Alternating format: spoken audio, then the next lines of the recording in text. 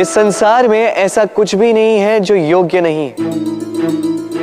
कोई ऐसा अक्षर नहीं है जो किसी मंत्र का भाग ना, कोई ऐसी जड़ी बूटी नहीं है जो औषधि ना, कोई ऐसा विष नहीं है जो समय आने पर अमृत ना बन जाए। और इसी प्रकार कोई व्यक्ति अयोग्य नहीं होता, उसे अयोग्य बनाती है उसकी सोच। इस संसार में दो प्रकार के व्यक्ति होते हैं, एक सरल, दो जटिल। अब ये जो सरल व्यक्ति होते हैं इन्हें संसार दुर्बल समझ बैठता है। ऐसे देखा जाए तो जल भी सरल है, वायु भी सरल है। इन्हें जो दिशा मिले उसमें बह जाते हैं, इन्हें जो आकार दो वो पकड़ लेते हैं। किंतु जब ये अपने पर आते हैं तब क्या होता है? ये जल एक ऐसी धारा बन जाती है जो बड़े से बड़े चट्टान को तोड़ देती है। वायु ऐसा चक्रवात बन जाता है जो संसार में विनाश ले आता है। तो जो व्यक्ति सरल है उसकी सरलता का आदर करें, उसे सम्मान दें, उसे प्रेम दें और इसी प्रेम के साथ कहें राधे राधे। समय से अधिक बलवान और कोई नहीं है।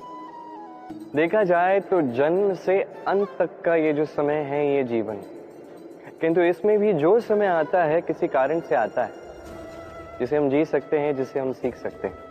तो आज जो समय है आपके हाथ में है उसे मुट्ठी में बांध लें, उसे सहेज के रखें, उसे संजोएं, उसका अनुभव करें, उससे सीखें। इस समय को व्यर्थ मत जाने दीजिए, यही समय का अर्थ है। रात्रि में हम मीठी निद्रा प्राप्त करते हैं, स्वप्न देखते हैं, भविष्य की योजनाएं बनाते हैं, बड़ा अच्छा लगता है।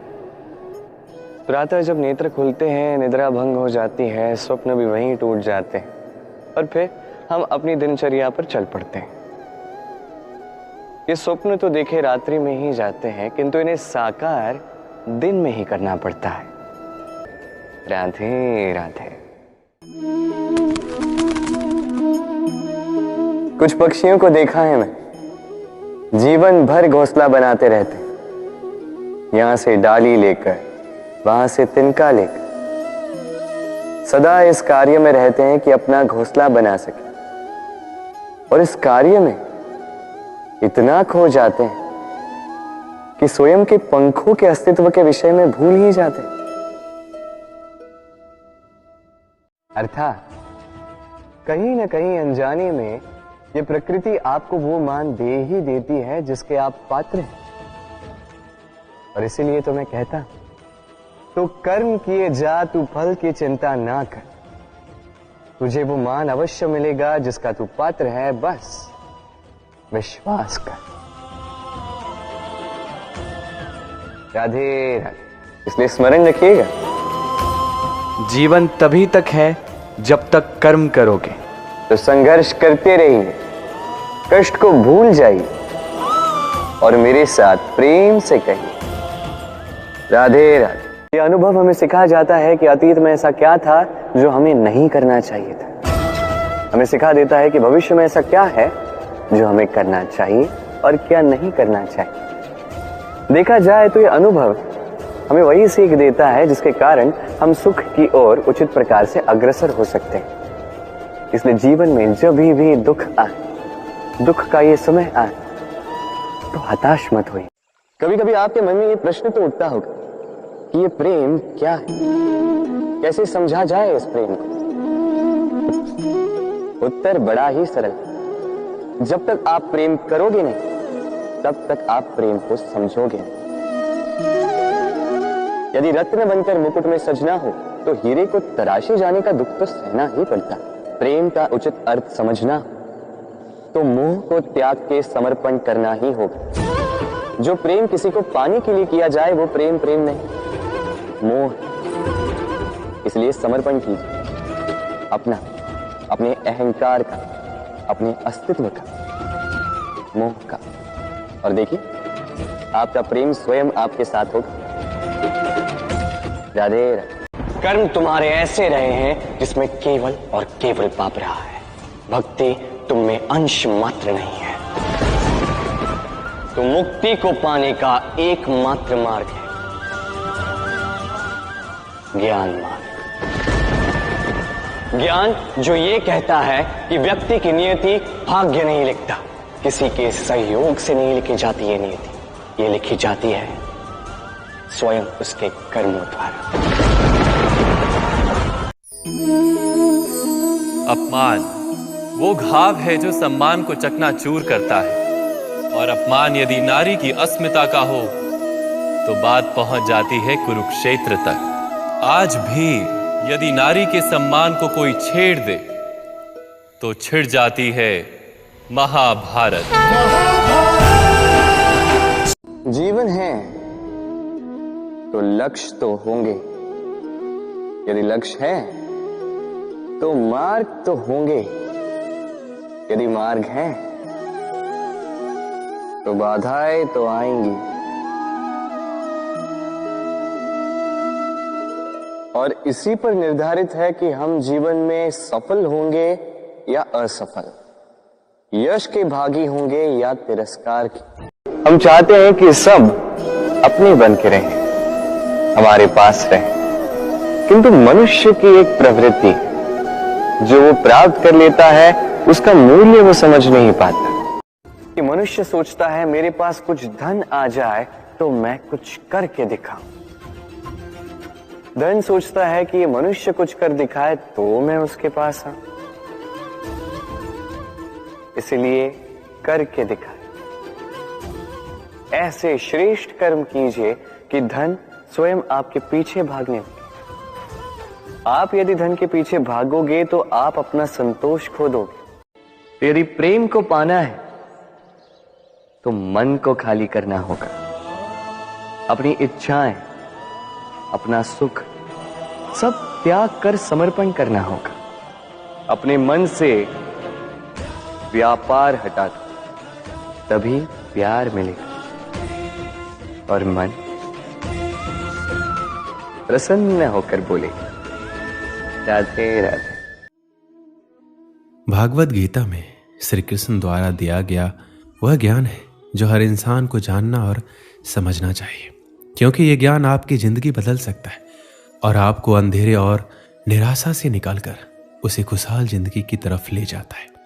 भगवान श्री कृष्ण भागवत गीता में कहते हैं, मनुष्य का शरीर एक रथ के भांति है, जैसे आंख, कान, नाक, जीव और त्वचा आदि इन इंद्रियों घोड़ों को जो सारथी चलाता है, वो सारथी ही हमारा मन है, और उस रथ में बैठा हुआ स्वामी वही हमारी आत्मा है। मनुष्य की इंद्रियां विषयों की ओर आकर्षित होती रहती है, और ये सब तभी तक ही हो सकता है जब तक जीवात्मा अपने मन को काबू में ना लाए। जब तुम स्वयं मन के अधीन ना रहकर अपने मन को अपने अधीन कर लोगे तो वही मन एक अच्छे सारथी की तरह तुम्हारे शरीर रूपी रथ को सीधे प्रभु के चरणों में ले जाएगा। यदि मन तुम्हारा स्वामी है और तुम उसके अधीन हो तो वो तुम्हें माया के बंधन में जकड़ता रहेगा, और जब तुम अपने मन पर काबू पा लोगे और उसके स्वामी हो जाओगे तो वही मन तुम्हें मोक्ष के द्वार तक ले जाएगा। श्री कृष्ण द्वारा भागवत गीता में जो हमें सीख मिलती है वह है फल की आशा मत करो बल्कि कर्म करो। भागवत गीता में भगवान श्री कृष्ण अर्जुन को समझाते, हे अर्जुन, इस संसार के सभी मनुष्य को, सभी प्राणियों को हमेशा कर्म करते रहना चाहिए और फल की आशा कभी नहीं करनी चाहिए, क्योंकि फल की प्राप्ति उसके हाथ में नहीं होती, लेकिन कर्म उसके हाथ में होता है। और जो व्यक्ति समर्पण भाव से अपना कर्म करता है उसे फल देने के लिए मैं तो बैठा हुआ हूं, इसलिए हमेशा कर्म करते जाओ। फल की उम्मीद ना करें, क्योंकि फल की उम्मीद करने से आप अपने कर्म पे ध्यान नहीं दे पाएंगे। कर्म करने वाला व्यक्ति आज नहीं तो कल जरूर सफल होता है, लेकिन अकर्मण्य व्यक्ति जीवन में कभी भी सफल नहीं हो पाता। इसलिए अगर आप सफल होना चाहते हैं तो अपने कर्म पर पूरा ध्यान देने की जरूरत है और हमेशा से ही अच्छे कर्म करने चाहिए, जिससे आपको अच्छे फल की प्राप्ति हो। अगर कर्म करने के बावजूद आपको अपने मनचाहे फल की प्राप्ति नहीं हो पा रही है तो कभी भी निराश नहीं होना चाहिए, बल्कि श्री कृष्ण पे भरोसा कर आगे बढ़ने की चेष्टा करते रहना चाहिए। यकीन मानिए, भगवान आज नहीं तो कल आपको सफल, समृद्धि और आपके कर्मों का सही फल जरूर देंगे।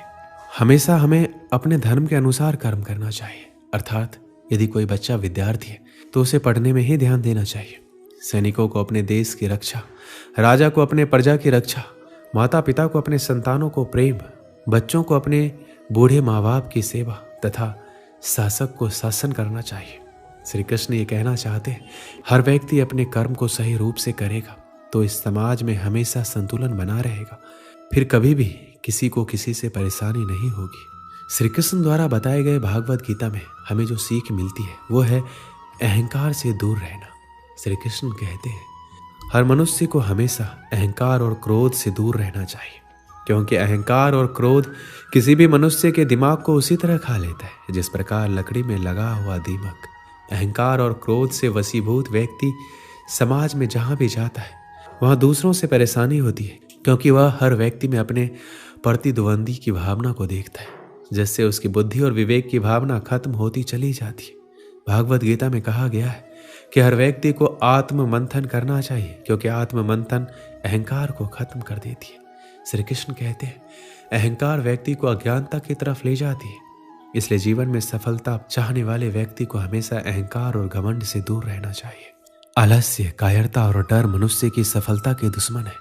श्री कृष्ण कहते हैं, आलस्य, डर और कायरता मनुष्य के वह दुश्मन है जो उसे सफल होने से रोकते हैं। अगर आपको सफल होना है तो आपको अपना आलस्य त्यागना होगा। अगर आप आगे बढ़ना चाहते हैं तो आपको डर छोड़ना होगा। मनुष्य के विचार ही मनुष्य का निर्माण करते हैं। मनुष्य के निर्माण उसके विचारों से ही होता है और मनुष्य जैसा सोचता है वैसा ही बन जाता है। इसलिए हर मनुष्य को हमेशा सकारात्मक और अच्छे सोचों के साथ ही अपना जीवन बिताना चाहिए। भागवत गीता में मन को बहुत ही ज्यादा महत्व दिया गया है, इसलिए भगवान कृष्ण द्वारा हर मनुष्य को अपने मन को नियंत्रण में रखने की बात कही गई है। मन ही हमारे सारे दुख और सुखों का कारक होता है, इसलिए हम अपने मन को नियंत्रण में कर अपने सुख और दुख पर विजय प्राप्त कर सकते हैं। भगवान श्री कृष्ण कहते हैं कि अगर कोई व्यक्ति अपने मन को नियंत्रित में कर लेता है तो वह उन सभी बुराइयों पर नियंत्रण पा लेता है जो उसे जीवन में आगे बढ़ने से रोकती है या दुख देती है। इसलिए अपने मन को हमेशा अपने नियंत्रण में रखना चाहिए, उसे कभी भी किसी भी चीज से विचलित नहीं होने देना चाहिए। कहा जाता है कर्म ये धर्म है, इसलिए हमें कर्म करते रहना चाहिए, फल अपने आप हमें मिल जाएगा।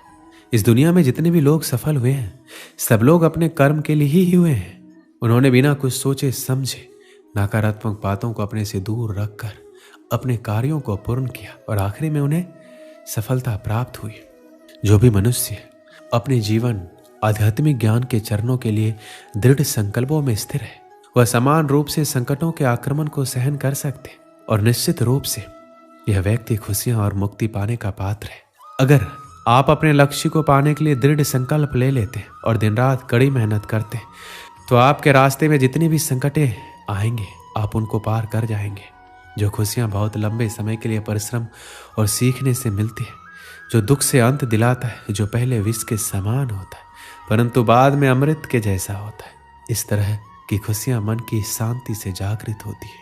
जब कोई व्यक्ति अपने लक्ष्य पर सफलता प्राप्त कर लेता है तो उसके जीवन के सभी दुख अपने आप खत्म हो जाते हैं, जीवन में नया उमंग और खुशियां भर जाती है।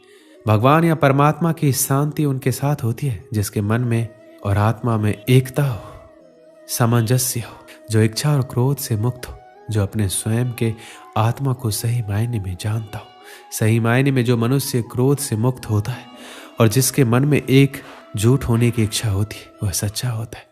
भगवान हमेशा उसके साथ होते हैं। एक बार की बात है, एक गांव में एक महान ऋषि रहता था। उस गांव के लोग उस ऋषि का बहुत ही सम्मान करते थे।